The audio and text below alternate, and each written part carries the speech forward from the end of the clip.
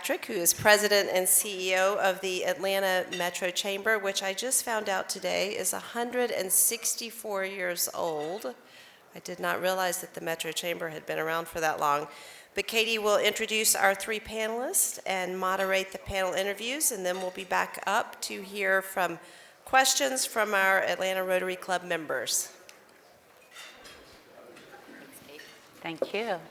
Is the microphone working? So as they're walking up here, truth be told, I don't drive the 18-year-old car anymore. That would be the 16-year-old in the family. But as Angel said, that's very sustainable. So it's great to see a big crowd here today, and this is one of my favorite topics right now, because when we think about economic growth and investment in this region right now, this is the hottest topic and the hottest pipeline of companies that are either starting a company here, building a company here, or relocating some portion of their business to Georgia and to Metro Atlanta. And so I want to start off by before I introduce our panelists, give you a few nuggets for you to think about when we're thinking about the electric vehicle and the electric mobility space. It's not just vehicles, by the way, that we are powering with research, innovation, and businesses here. So we are experiencing an industrial revolution. And the clean tech and EV ecosystems are driving the future of commerce in our region. Globally, investments in the clean energy transition hit $1.1 trillion in 2022. That's rivaling what we spend on fossil fuel production. It is estimated that the clean tech industry will create over 9 million jobs over the next decade. And the world is investing in clean tech, and a lot of them are doing it right here in Georgia. So Georgia is leading the Made in America clean energy boom, and we're excited to have several of the key players in our ecosystem with us here today.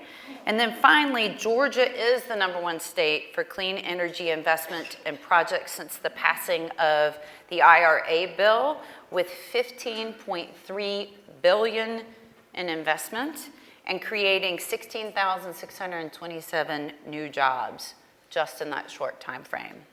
We also have 35 clean tech projects creating over 28,000 jobs since 2021. And then Atlanta is ranked the 5th smartest city in the US based on our wealth of EV charging stations, green infrastructure, green certified buildings, and the number of IoT companies per capita. And IoT, for those of you, is Internet of Things. So now we're going to hear from a few of our thought leaders today that are driving this ecosystem. First, of course, is President Angel Cabrera, which many of you know is the president of Georgia Tech. I see all of you with your little Georgia Tech logos on your lapel. He's quite proud of that. Aaron Lequay, down here on the end, founder and CEO of EnviroSpark Energy Solutions, which is growing gangbusters right now. We're going to let him tell you a little bit about his company. And then, of course, Stephen Jang, director for SK Battery. Many of you may have driven up I-85 and seen the incredible structures that SK has built up I-85, but they're also expanding up many other corridors in this state and continuing to make duplicate investments across this region. So thank you for our panelists for joining us today.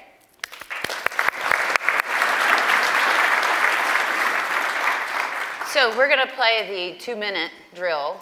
I'm going to have each one of you kind of introduce yourself, which I've told you who they are and their title, but what is your connection to the electric vehicle or electric mobility space? So Angel, I'm going to start with you. We at Georgia Tech has about 1,000 people, faculty, postdocs, PhD students working in all aspects of energy.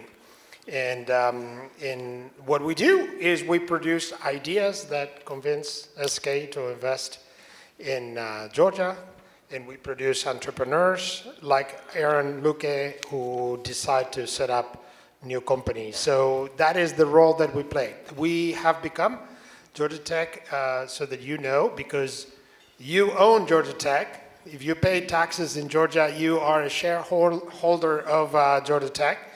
Your Institute of Technology is now the #1 university in the country in research grants among those who don't operate a medical school.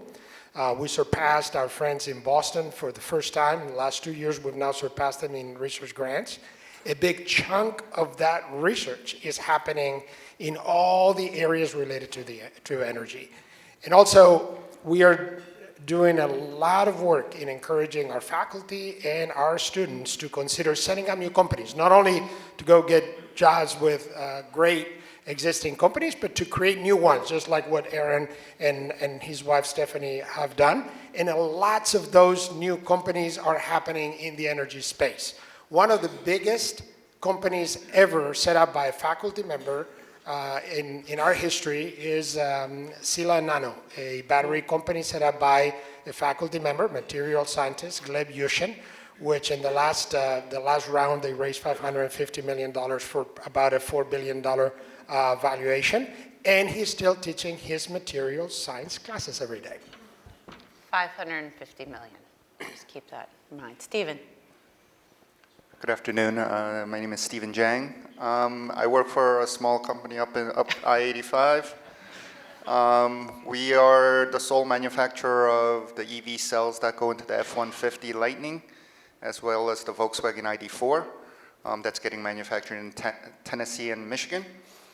I guess my claim to fame at SK is I am employee #1.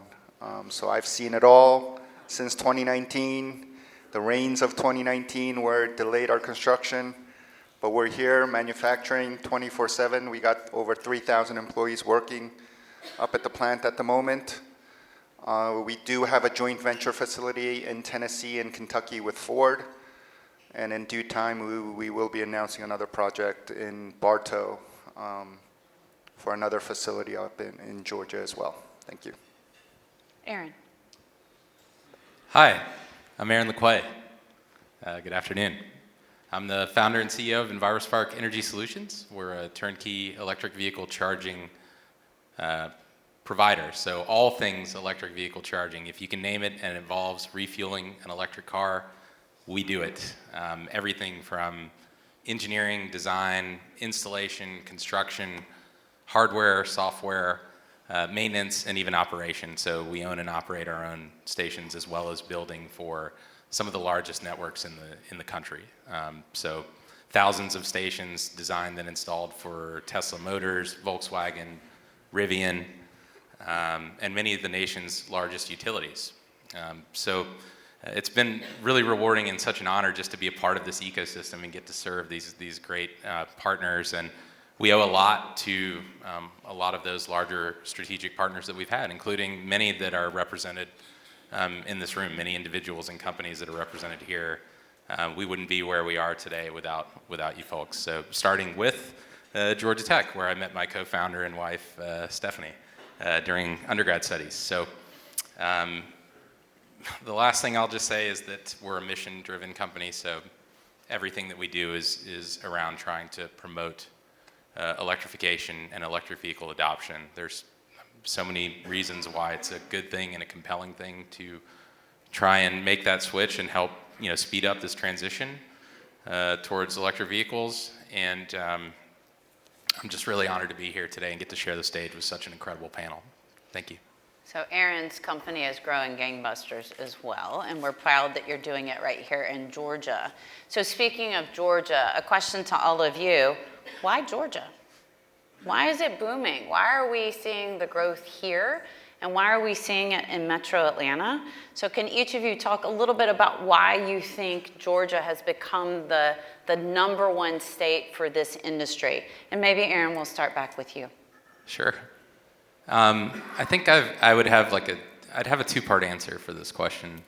The first would be maybe kind of a high-level answer, and then the second would be what I think is worth noting is just the kind of the impact it's had directly on our company at EnviroSpark. And so kind of at the high level, I think there's a lot of credit that's owed to the collective efforts of policymakers in the state and on both sides of the aisle, which is really neat.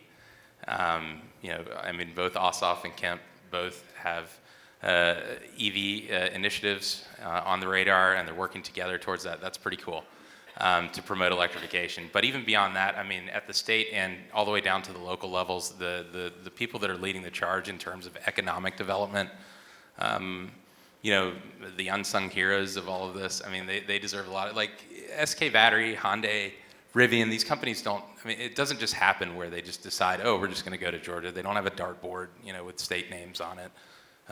There are people that are helping encourage them to come here, and you know, this is a result, the fruit of those efforts.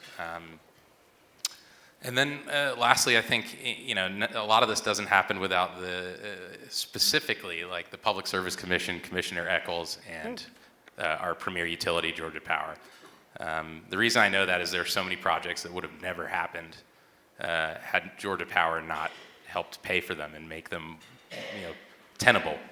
And as a result, I mean, those projects happening, we now see, you know, so many people that now have electric cars who otherwise wouldn't have gotten an electric car because they wouldn't have had access to charging had, you know, Georgia Power not helped fund that project. And it wasn't just Georgia Power, there were other folks that helped fund some of these projects. I mean, Nissan, BMW, the state of Georgia, but Georgia Power was one of the, and Tesla as well, but Georgia Power was you know, one of the driving forces behind this. So high level. Just briefly on the small micro level, just EnviroSpark, I'll put it in perspective. We had 15 employees maybe 2 years ago, punching a little bit above our weight. I mean, we were already the largest installer in the country for Tesla and site acquisition partner. But today I think we have 120, and we'll probably be close to 200 by the end of this year. And there's no signs of that hiring slowing down. And so I think the coolest thing about that, though, beyond just the number of jobs that are being created in this space, is the types of jobs that are being created, which is, if it doesn't matter what your educational background is or your field of work, if you have an interest in, you know, being a part of something to help our environment, being part of something greater than yourself, there's probably a role for you at EnviroSpark. I mean, we are hiring everything from sales to project managers, electricians, you know, from seasoned electricians all the way down to people just learning the trade, engineers of all types, programmers, accounting, HR. I mean, you name it. We're having to hire in these fields, and one of the things we've been really intentional about is hiring people who align with our mission, fit with our culture, and just really care about the work that we're doing. It's meaningful. It's more than just a paycheck. I did not mean to talk so long about that. Sorry, I get all excited. You feel free to cut me off next time. That's fine. So Stephen, you're a global company from South Korea. So why Georgia? I'm going to try to keep it very short, but at the end of the day, the environment Georgia presents to an international company is by far overwhelmingly better than any other state in the Southeast. As you guys all know, the Southeast is becoming the new Detroit. All of the international automakers and the OEMs and all the suppliers are coming to the Southeast, but Georgia takes the cake. Number one, as Aaron said, on a top-down approach. Governor Kemp, previously Governor Deal, the economic development team and Pat Wilson, they do an exceptional job to bring international companies to Georgia. That's number one. Both sides of the aisle are very supportive of economic development, and it doesn't matter which side of the aisle you're on. Number two, it's logistics and location, logistics and location. Atlanta Hartsfield Airport is the biggest logistically. You can go anywhere from here. The Brunswick and Savannah Port is the most westerly port on the other side of the Panama Canal coming from Asia. You got 3 highways going through, connecting north and south, 75, 85, and 95, all going through Georgia. Logistically, it is the best place. And finally, my point would be that Metro Atlanta has the largest population. We talk about workforce, at any panel I sit in, we talk about workforce. Atlanta and its metropolitan area does have the largest workforce available to any company in the Southeast. So for most of the companies looking at the Southeast, Georgia has to be the number one choice, and then you're taking the second best option in other states if you have to resort to that. But I don't know if that answers your Oh, question. no, it's a great segue into our President Cabrera to talk about workforce and talent, but that may not be why he thinks that we are excelling, but I will let him answer That's the question. part. No, that is part of it. And clearly, and there are other college presidents in attendance today, including our largest public university, Georgia State, and also President of Agnes Scott, and there might be others. We are blessed with an amazing concentration of universities, including a 320,000 student strong public university system in Georgia, and a state that traditionally has invested in public higher education. This is a big deal. And on top of that, you also have a technical college system. All of that matters a huge deal. But it's not just the talent, it's the ideas. I mean, this is a super exciting field that is in constant transformation, that requires new solutions, technological solutions, new business models. It requires new and creative ways of thinking about policy. This couple, Aaron and Stephanie, if you ask what kind of engineering you did at Georgia Tech, the answer is international relations and public policy. It's no accident, because the beauty about this is that entrepreneurs thrive when markets are in constant transformation. That's when opportunities come up. And this is one that requires all of the above. The company from Gleb who has developed a new anode technology that can increase the efficiency and the charging of a battery by 20 to 50%. You need that. But you also need new business models. What does it mean to own a car and charge, and who's going to be offering those services? You need to have creative thinking about. So it requires new ideas, and that's why it's important that not only we have absolutely awesome source of talent, but they also have a concentration of Research One universities. This is the only of 3 cities in the country with 3 R1 universities. That means the top classification of research. Emory University, Georgia State, and Georgia Tech. Only New York and Philadelphia have 3 R1 institutions. Drive a little bit farther away, and there's a college in Athens, which is also an R1. So that's 4 in the state. That concentration of R1 universities is going to be critical. One last thing that I'll say, and I love that both of you have mentioned this idea of sort of bipartisan support. This is one of those issues that honestly, you can get to it from many different directions and be equally excited about. If you care about climate change, by the way, read the latest intergovernmental panel report just issued last month. Be very worried about what's happening. Say, well, I don't care too much about that, but I care about jobs. You just heard where the jobs are coming from. Or you say, no, I care about geopolitics. Well, guess what? Other than the US and Canada, the largest producers of oil, are countries that we may not be too excited about given too much power. So no matter what area drives you to electrification, electric vehicles, alternative sources of energy, this is something that could bring all of us together at a time where we're desperately looking for issues that can bring us together. Boy, this is a clear one. I love using the economy for diplomacy, and I think that's what you just heard here, is that's a great way to attack the geopolitical challenges that we have in the world.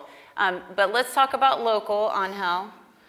What's going on in research and development that you'd like to share at Georgia Tech? Is there anything interesting that we'd like to know in this space? Yeah, literally we work on every aspect of the energy business. So we have, just to give you we have one of the biggest combustion research facilities in any university campus in America. Many of our company partners that want to experiment with hydrogen, they're doing their experiments right here on North Avenue with us. We have tons of folks working on photovoltaic, on battery technology, also on carbon capture, which is going to be also a huge business going forward.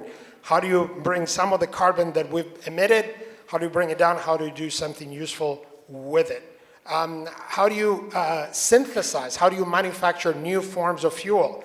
Planes cannot be electrified, so you still have a huge question on how to create sort of sustainable forms of fuel for airplanes. So virtually, and it is important when I bragged earlier about how large our research portfolio is, number one, as I mentioned, it's not just an empty bragging point. It's a huge deal. Research requires a critical mass. You need a high concentration of smart people with big labs, big equipment to be able to make those breakthroughs. And you should be proud that right in the middle of our state, we have a school that has really a very strong presence virtually on every aspect of the future of energy. That's exciting. Does that mean the train whistle, when it goes off, tells us that there's something going on campus? Yes, I can hear that. So Aaron, let's talk about the role of startups or entrepreneurship in this booming space. You and others have created this company that is growing here, but you've also done a lot of significant work in the federal and the commercial space. Can you expand on your role in the booming economy that we're seeing? That's a broad question. Okay, I'm going to interrupt you if you go too long. I mean, I guess I'll have to maybe just give one, Sure. Kind of one example of maybe where we kind of sit in all of this boom that's happening, specifically with electric cars. For us as kind of a smaller, more nimble startup, especially in the early days, you already had, these guys like Tesla, organizations trying to make a difference, and you had utility programs that are being set up, and you have some of these big corporations trying to do big things.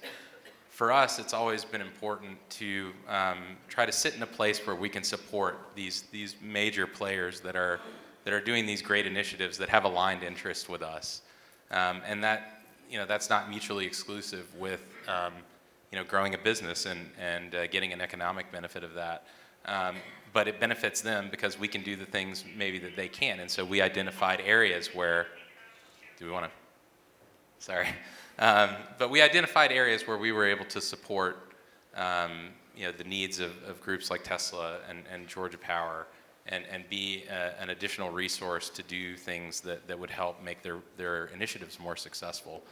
And so that's one of the key things that I think is really important about, any kind of small startup or entrepreneur.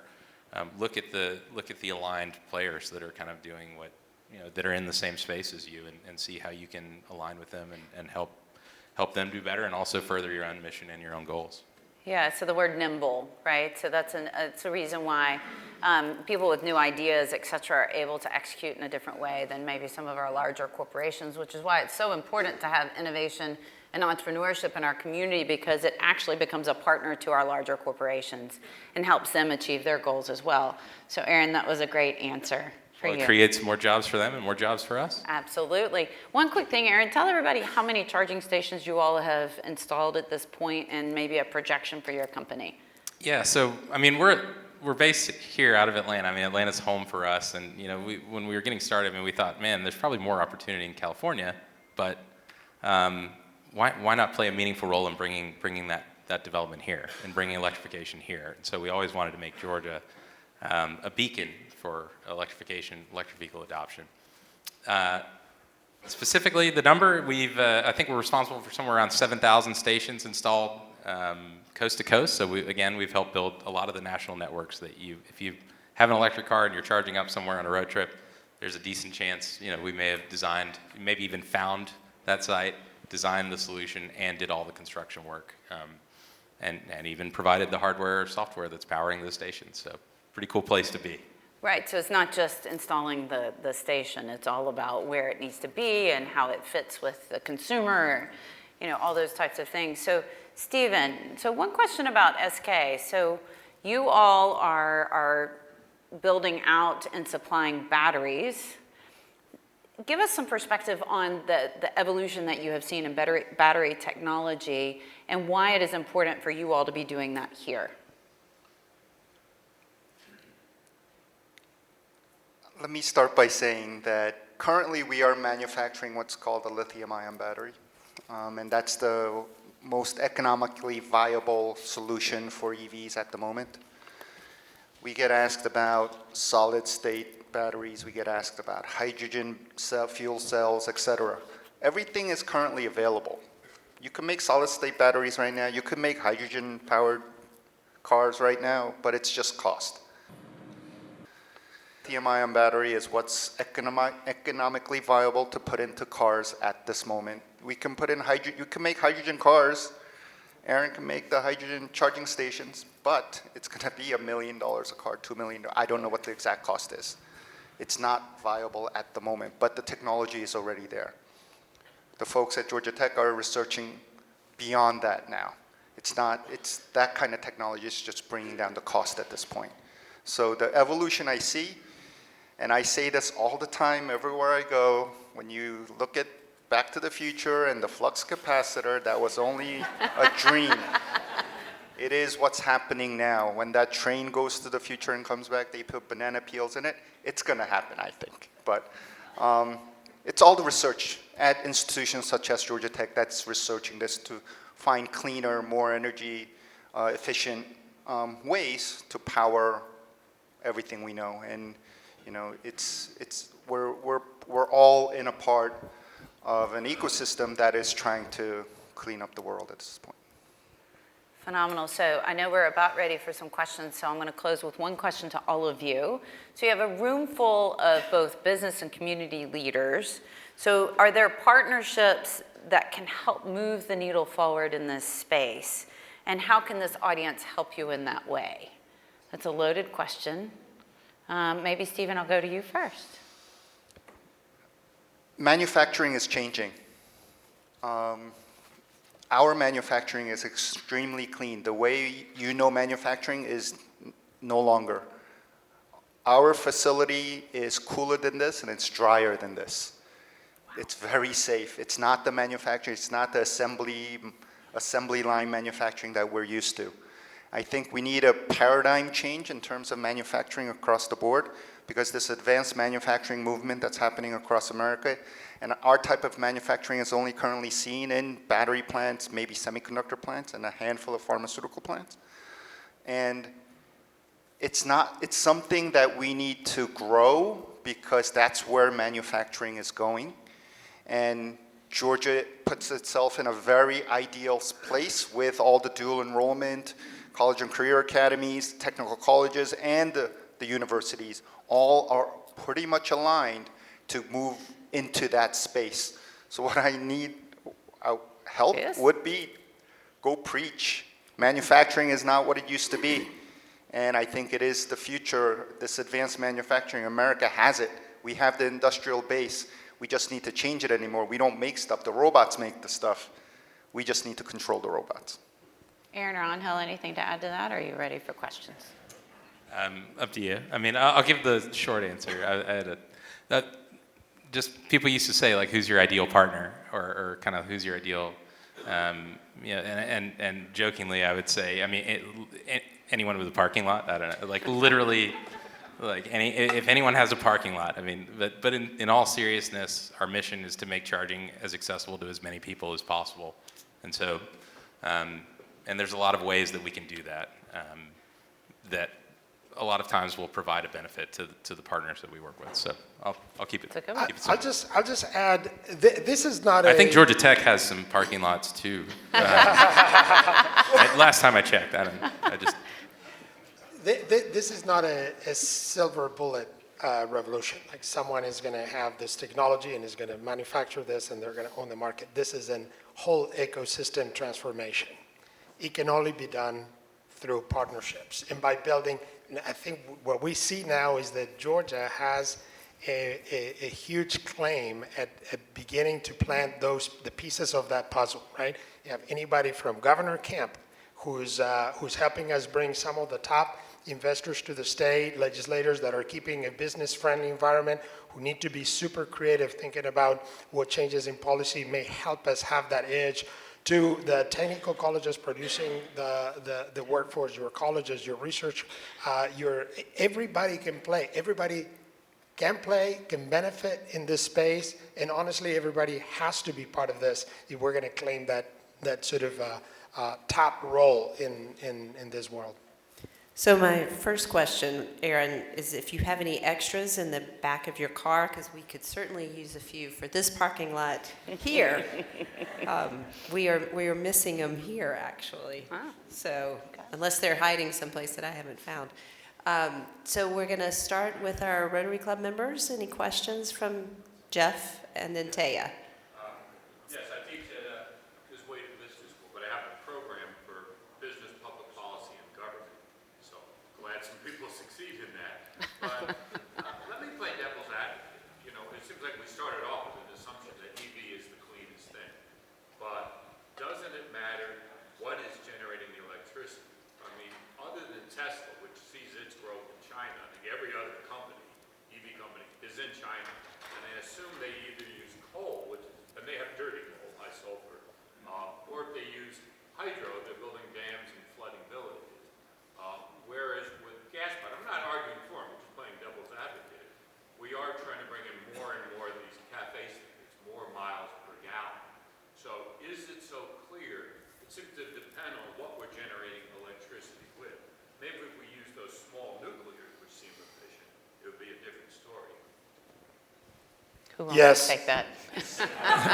No, but there's only one way to stop burning fossil fuels to move ourselves from point A to point B, which is to electrify and then to build renewable sources of energy. If you keep burning fossil fuels, then you are where you are today.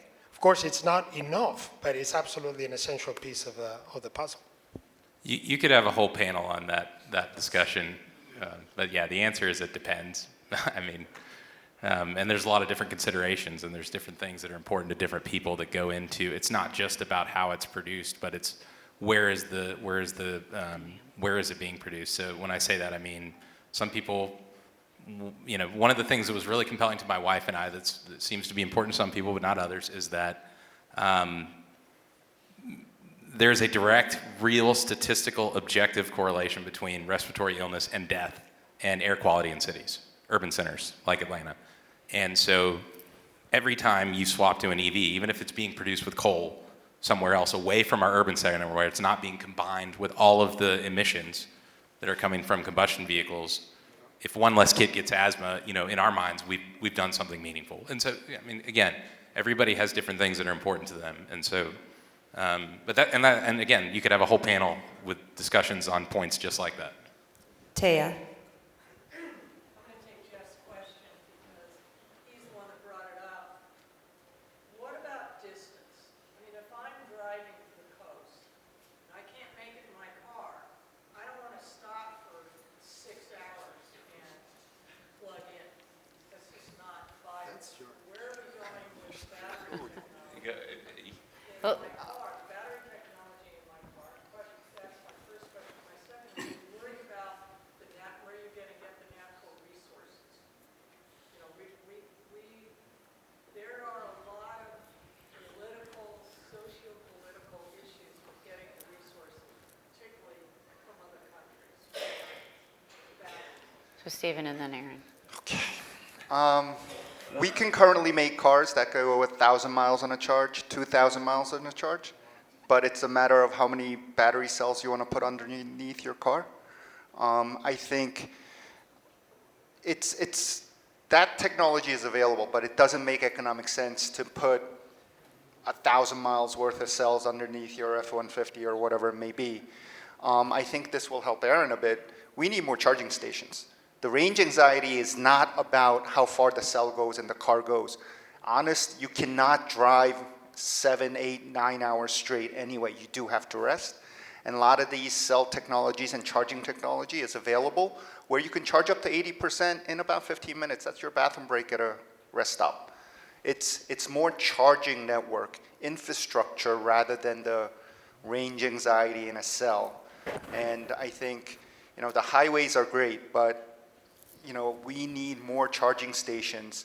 We need EnviroSpark to do more business everywhere to install these charging stations because that's going to get rid of our range anxiety, not actually the car or the battery itself. It's the infrastructure. Second part would be where you get all the stuff to. I'll be very frank. A lot of the stuff comes from China, full stop. There's no ifs, ands, or buts about it at this point in terms of the battery raw materials. How we move about that is the million-dollar question, and that's what Washington discusses day in and day out. They come up with new regulations, and these rules are changing every day. So my view is, we need to get to that. Maybe we should stop looking east and west. Maybe we should start looking north and south, is one opinion. But at the end of the day, the fact is that we are currently very much dependent on China. Aaron, would you like to sell some chargers? I mean, yeah. I have just one, small response, which would be, and I don't know how many road trips a year you go on, or how many times you maybe drive more than 300 miles in a day. But statistically, when you look at, and there's probably a lot of electric vehicle owners in here, and I've been one since, 2014, something like that. When my first one had 80 miles, and I loved that of range, and I loved that one. The neat thing is, I get to wake up with a full tank every day whenever I want, okay? So I never have to go to the gas station. So for me, if I'm on the road 4 or 5 hours, the one time I have to stop for 15 minutes, it's well worth never having to go to a gas station ever again, almost all the other time, other than my 1 or 2 road trips a year or whatever. But I'd even take that a step further because there's no oil changes, there's no brake change. I've never changed the brakes on my 2014. It's incredible, the technology, and then all of the self-driving technology is so much better in electric cars. Just the way that they're designed just seems to make it more amenable for road trips. And so, my wife and I, we had a meeting at Tesla Corporate. We drove our Tesla to Palo Alto for a meeting. We got to stop at all of our installations along the way, so that was pretty cool. But and that was, I don't know, 2016, something like that. So, Aaron, there are supercharging stations, though, right, that do it much faster. And then I know Tesla provides a map, right? Do you provide a map for all of your stations as well? So like all the Tesla sites we built, we're the ones who help get those loaded onto the map for Tesla. So when we finish the install and set up the stations and turn them on, we're the ones working with Tesla to get those listed in the nav system and activated on the map. And it's not just Tesla. Any installation we complete, unless somebody just wants their station to be hidden, we will, for whatever reason, I don't want somebody knowing I have a station, or maybe it's at their house, right? We'll load them up so that, because we want to bring an economic benefit to whoever is partnering with us to, allow us to put stations on their property. We want them to see the benefit of that. We want people to know those stations are there, and we want to help drive traffic, especially, the local mom and pop right off the interstate or something. Let's bring traffic there. So we're going to go to Dennis and then Joe. So equity is an issue with electric vehicles. Not all Georgians can afford a $50,000 new vehicle. Specifically, how do we address the equity issue here in Georgia? Could everyone hear the question? It's about the equity of the electric vehicle, because they're not inexpensive. Anyone?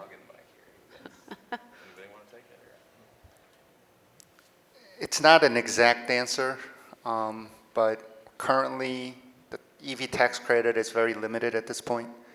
I think they came out with the announcement over the weekend or something. Only 7 or 8 cars qualify for the 7,500 EV credit, and all the other cars do not. I think there potentially needs to be a slight adjustment in the policy to have the tax credits available for all the users. Also, second part to that would be that the battery takes up a good portion of the cost on an EV at this point. And it's where the EV technology is in a very early stage. My view is the cells need to be standardized to a certain extent, where then it will bring down costs, because everybody's making custom cells for every model and every manufacturer. At this point, that increases cost. If we were to make AA, AAA, C, D EV cells, it would bring down costs significantly. Hence, at the end of the day, for the consumer, it would bring down cost as well. Joe? Building on Dennis's point, color television was invented in 1954. It took until the 1970s before we crossed 50/50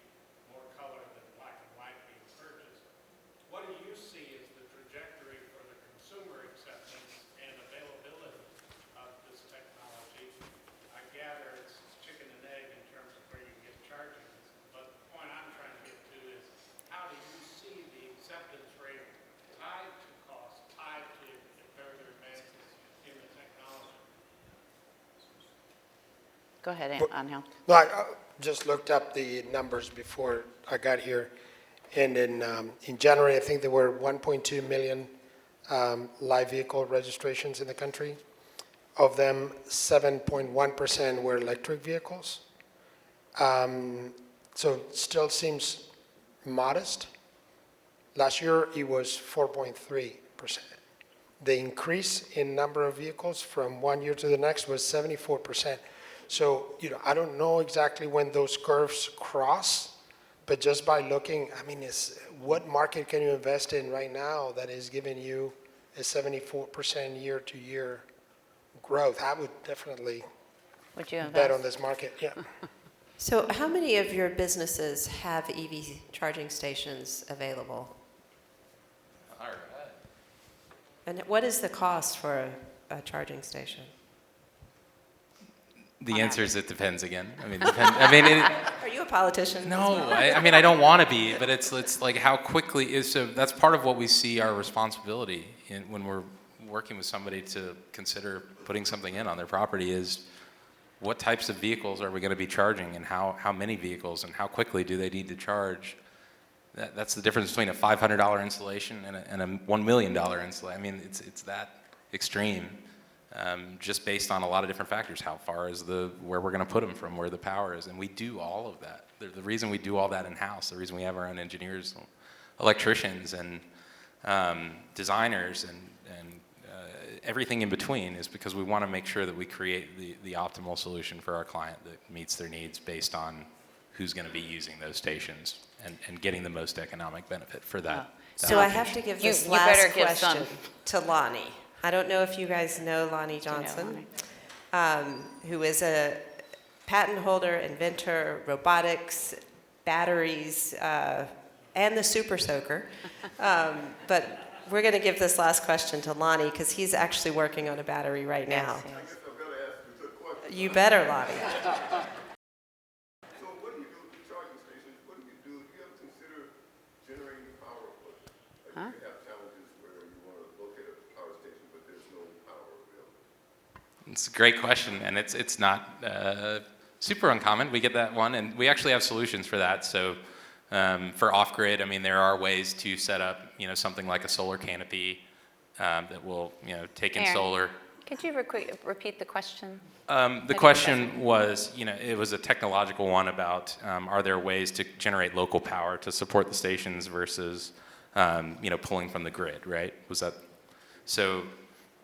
There's a couple of neat things you can do. The first one is, if you do, if you want to be completely off grid, we do have solutions where you can, and we even have mobile ones that we considered stocking up on for things like emergency response or something like that, where you could get power, hurricane evacuation, something like that, but where you combine a solar canopy that's taking in, using the photovoltaics to bring that in, and then you're storing it. It's got everything's built in terms of the inverter. Storing it, and then you have level 2 chargers on that same apparatus. Energy storage is another great one because you can pull power maybe from the grid during off-peak hours when it's more readily available and less expensive and not going to put a strain on the grid, and then you can power vehicles with those, what's in the batteries. But there's a lot of kind of technological things that we're trying to work on. It's just a lot of that can be cost prohibitive sometimes, just because of the amount of solar that you require to charge up one vehicle and the amount of energy storage. But as that stuff comes down, it'll be more and more viable. So as a matter of housekeeping, since we have a lot of folks in the room today, this is Lynch Avenue. If you exit out on Lynch, you can also go out this way quicker. There are police out there today. And if there's not any other burning questions from anyone, please join me in thanking our guests today. And Katie. And as a reminder, I hope that many of you signed up for our service day next Monday. Thank you.